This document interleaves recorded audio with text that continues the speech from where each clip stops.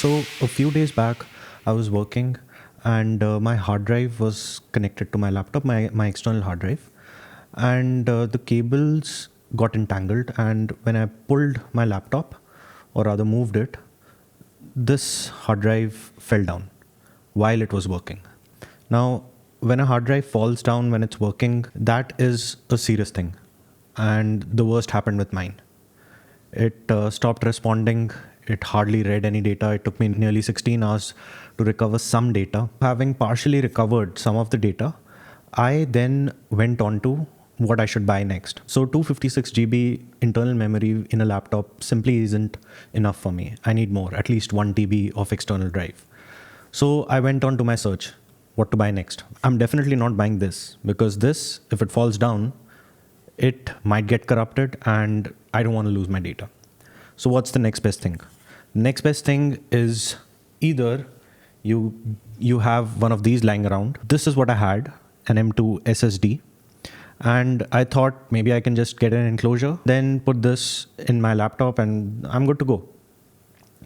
But then I thought, why do external SSDs exist? There might be a reason for that. Then I came across this.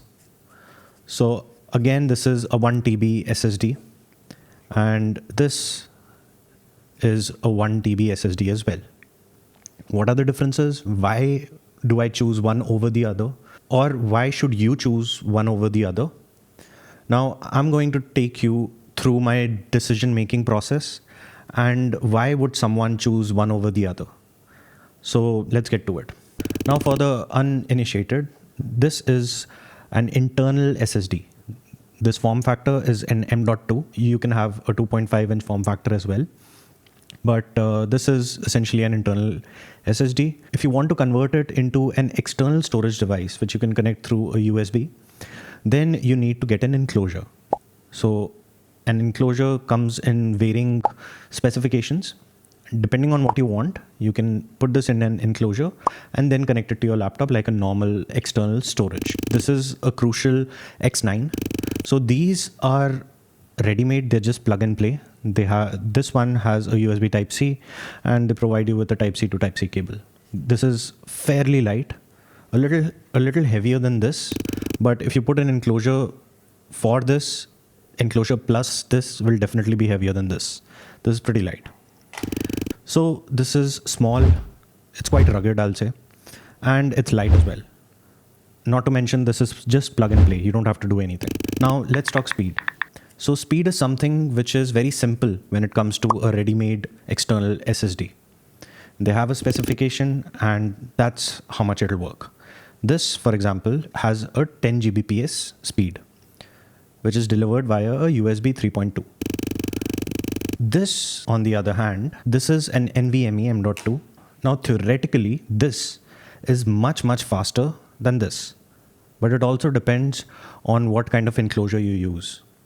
Let's say you use a USB 3.0 enclosure, which costs somewhere around $300 to $400. Then you are severely limiting the performance that you get out of an NVMe. On the other hand, if you go for a Thunderbolt 4, those are incredibly expensive. Some will even cost you $20,000.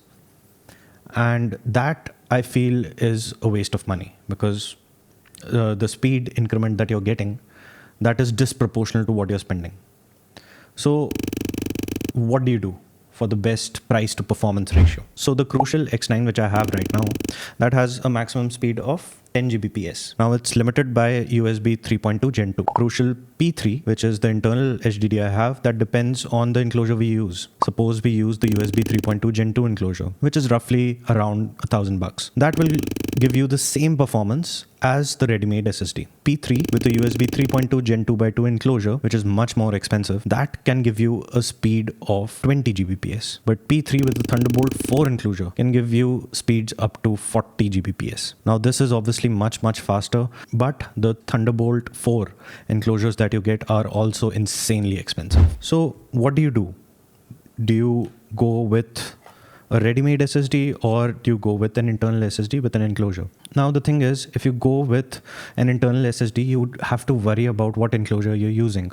The enclosure needs to be dissipating heat, because as you transfer more data per second onto an SSD, it'll become hotter. And if the heat is not dissipated properly, it'll just heat up. And what's going to happen? It's going to throttle. So this is known as thermal throttling, and it happens with other computer parts as well.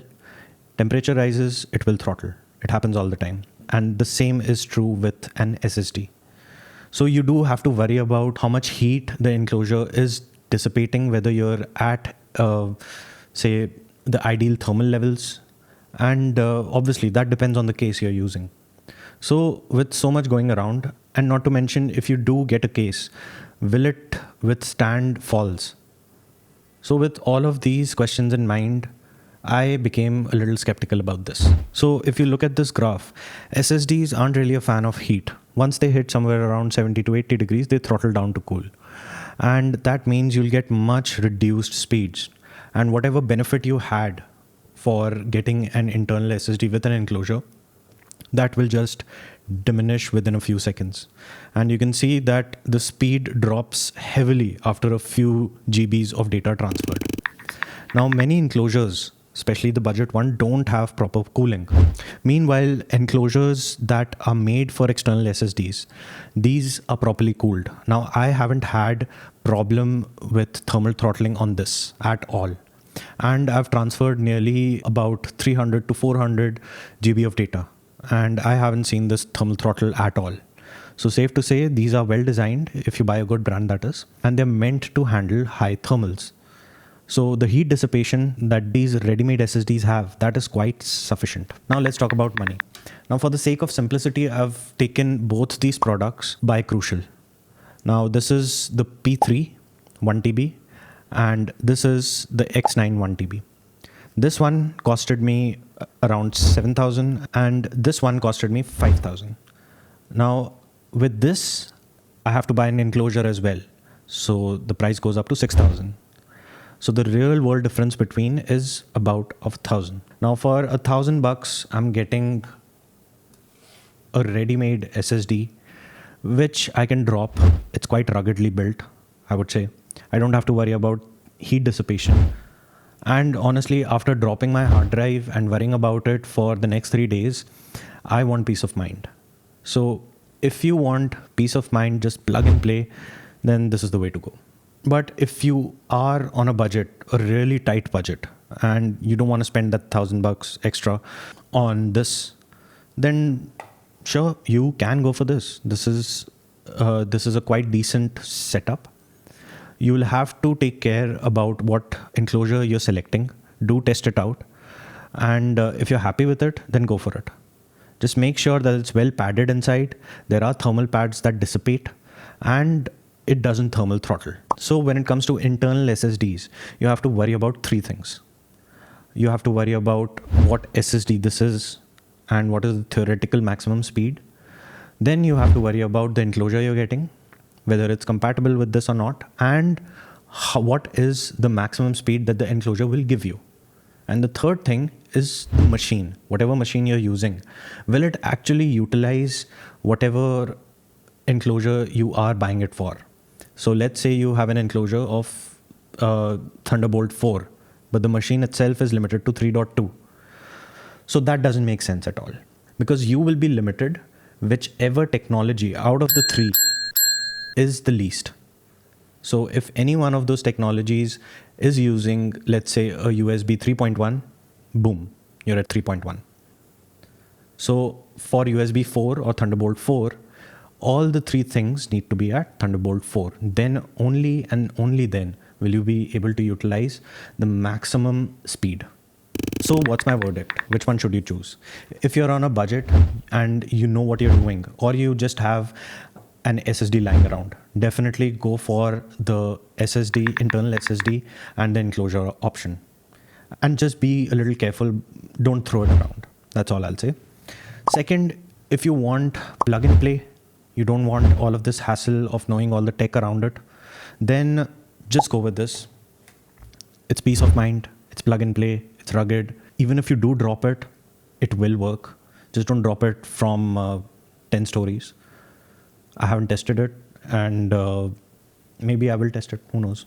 And third recommendation I would give to any performance enthusiast, if you are someone who's looking for a really good speed like Thunderbolt 4, you know what it is, your machine is capable, and you're looking for an SSD that can deliver you that performance, and your use case is transferring, say, TB's worth of data per day, and time is of value to you, then definitely go for an M2 SSD and pair it up with a Thunderbolt 4 enclosure. That'll be expensive. It'll cost you somewhere around 15 to 20,000. Go for that, and those enclosures are usually actively cooled, so you don't have to worry much about cooling with those enclosures. That is the only scenario where I would recommend that you go for a Thunderbolt 4 enclosure. So what's your pick? I've already picked mine. Mine is it. Let me know in the comment section below, what would you choose?